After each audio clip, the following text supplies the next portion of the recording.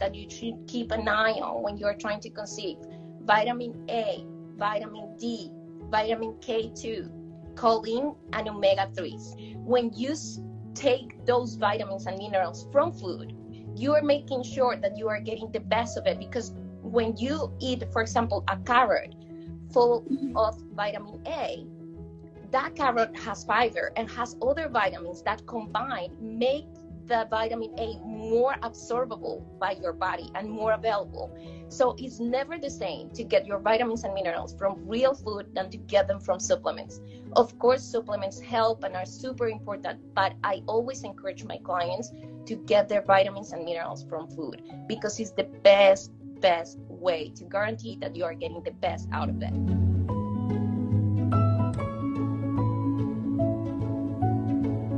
Vitamin A divides in retinols and the active form of vitamin A.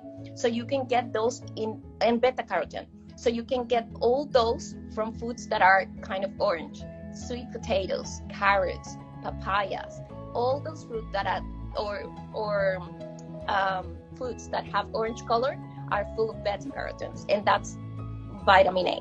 So try to eat those and make sure you mix them with some good fats. For example, avocados, oil, olive oil, or some olives, because that mix of fat and vitamin A makes sure that your body and your intestine absorbs all the nutrients of those vitamin A2. K2 has two forms. You can get it mainly in fermented foods like sauerkraut, kombucha, tempeh, miso soup.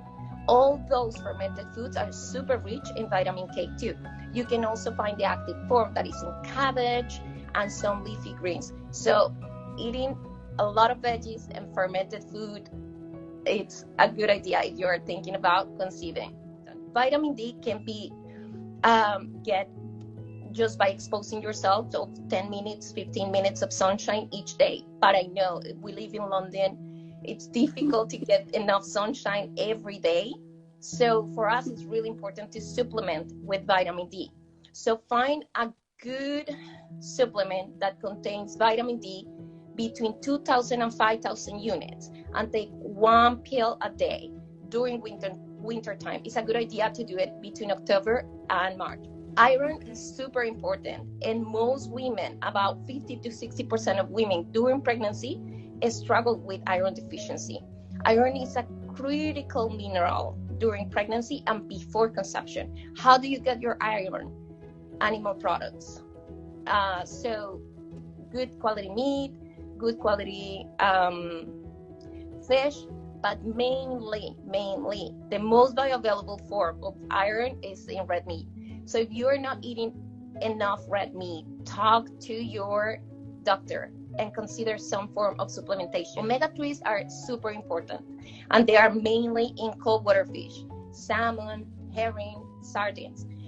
Omega-3s are critical for brain function itself and also to develop cells. So every time that you can get your hands on a good fillet of fresh fish, do it, because it's going to help you to improve your possibilities and chances of getting pregnant. And liver is the food that has the most nutrients, and you name it, it has vitamin A, vitamin D, vitamin, iron, omegas, everything that you can think of is in liver. So if you are up for it and ready to take the next step, consider eating organ meats, because in there you are going to find so many nutrients that are really going to help you and improve your way to fertility, and are going to help you not only get all those nutrients, but also going to help you to feel better overall. Eat loads of protein foods from good sources. If you tolerate lactose, go for like full fat milk products. Avoid fat-free. Whenever you buy a fat-free yogurt, that yogurt or that milk has way more sugar and starches than if you were eating the full fat.